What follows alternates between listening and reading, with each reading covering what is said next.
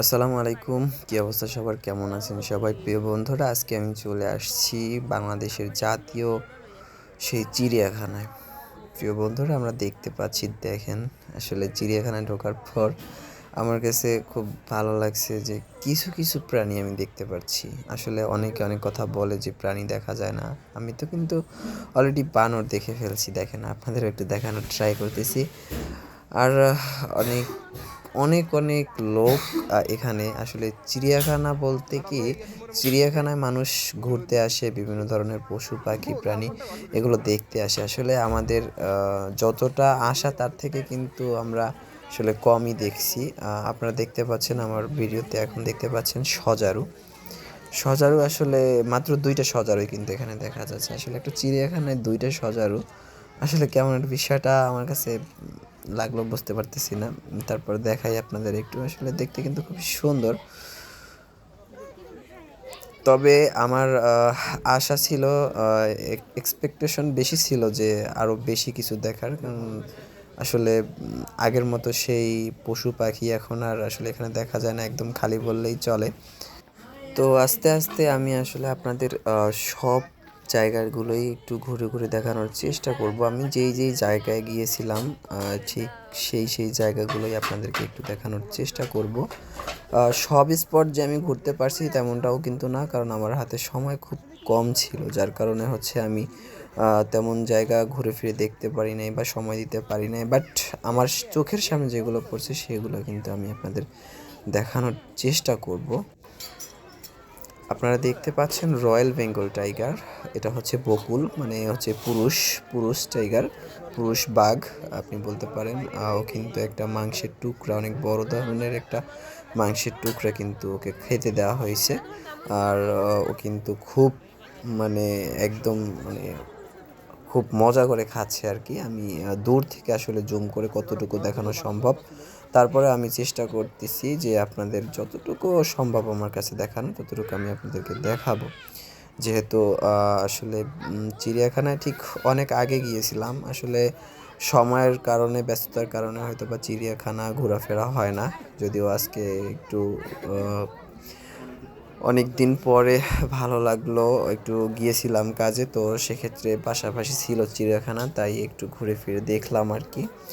তো আমি যখন চিড়িয়াখানার ভিতরে ঢুকি, ওখানে মাত্র 50 টাকা টিকিট ছিল পার প্রতি। আপনারা যদি একজন হন সেক্ষেত্রে আপনাকে 50 টাকার টিকিট কেটে কিন্তু ভিতরে ঢুকতে হবে।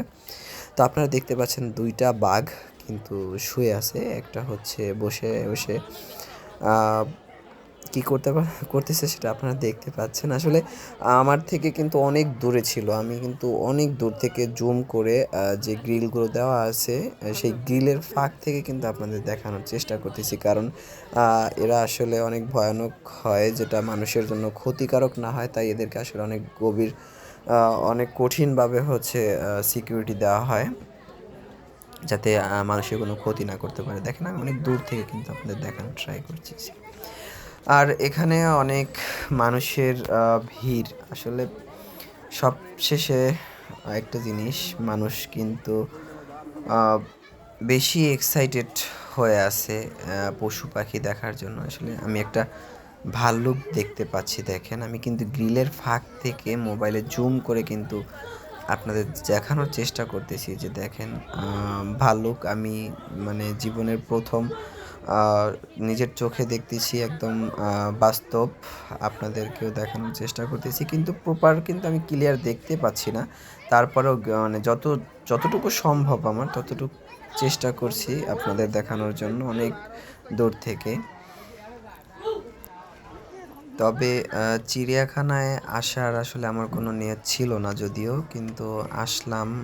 আমার ঠিক মিরপুরে এখানে একটু কাজ ছিল, তো ভাবলাম যেহেতু চলে আসছি কাছাকাছি, একটু দেখি না, ঘুরে ফিরে যাই, মনটাও ভালো লাগবে, তাই চিন্তা করে আসলে এত পরিমাণ মানুষ ছিল, আসলে কি বলবো বোঝাতে পারবো না।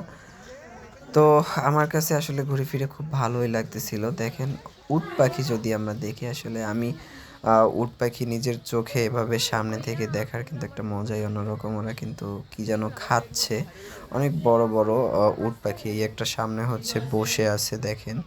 আহ, মানে ওদের গলাটা যে এতটাই লম্বা হয় একদম পাইপের মতো। দেখতে কিন্তু খুব ভালোই লাগতেছে। আর ও হচ্ছে বসে আছে ঠিক গ্রিলের অপোজিটে আরও একটা আছে। এরপরে আমি যদি আপনাদের দেখাই, এখানে হচ্ছে কচ্ছপ, অনেকগুলো কচ্ছপ দেখেন। কচ্ছপগুলো হচ্ছে মানে কেউ সারি বেঁধে আছে, কেউ সাঁতার কাটতেছে। দেখেন আমি একটু জুম করে আপনাদের দেখানোর চেষ্টা করতেছি। কেউ অনেকগুলো হচ্ছে দেখেন সিঁড়ির উপরে বসে আছে, আবার কোনোটা পানির নিচে আসে। আসলে এইগুলো দেখার আসলে একটা মজা অন্যরকম, ঠিক আছে। তো ভালো লাগছে তাই ভিডিও করছি, আপনাদেরও দেখানোর চেষ্টা করতেছি। যদি আপনাদের সময় হয় তাহলে অবশ্যই আপনারা একটু ঘুরে ফিরে দেখার চেষ্টা করবেন। এরপরে আমি দেখতে পাচ্ছি এখানে দেখেন যে ভোঁদর, এগুলো হচ্ছে ভোঁদর, এগুলোকে ভোঁদর বলে। এরা হচ্ছে পানির ভিতরে থাকতে পছন্দ করে। দেখেন কত সুন্দর করে খেলাধুলা করতেছে, বা এদেরকে যদি মাছ দেওয়া হয় সেক্ষেত্রে কিন্তু এরা মাছ খায়। আর এখানে একটা সুইমিং পুলের মতো আছে, ওদের কাছে বলতে গেলে এটা সুইমিং পুলই। ওরা কি সুন্দর করে সাঁতার কাটতেছে। আর এই পাশে কিন্তু আরও একটা আছে, আমি দেখাবো আপনাদের জুম করে। তার আগে এটা একটু দেখেন। ওরা কিন্তু আসলে কি যেন একটা নিয়ে মানে দুষ্টামি করতেছে। এই একটা দেখেন, ও কিন্তু আমার দিকে একটু উকি দিল। আমি আবার গ্রিলের ফাঁক থেকে একটু ভিডিও করে নিলাম আর কি ওকে। মোটামুটি ওদের দুষ্টামি আমার কাছে খুব ভালোই লাগছিল। এরপরে আমি যদি আপনাদেরকে দেখাই, দেখেন এখানে হচ্ছে লোনা পানির কুমির। আসলে কুমির দেখতে আসছিলাম বিশেষ করে এই জায়গাটায়, কিন্তু আমি আসলে কুমির দেখতে পাচ্ছিলাম না। অনেক খোঁজাখুঁজির পরে দেখলাম যে একটা কুমির, সেও একদম মানে মনে হচ্ছে মৃত। ও শুয়ে আছে আর কি, কোনো লড়াচড়া নাই, আমার মনে হয় ও মৃত। তো এরপরে হচ্ছে আমার সামনে চলে আসলো খরগোশের ঘর। এখানে কিন্তু গিনি গিনিপিগ খরগোশ এগুলোকে বলে হচ্ছে আপনার গিনিপিগ খরগোশ।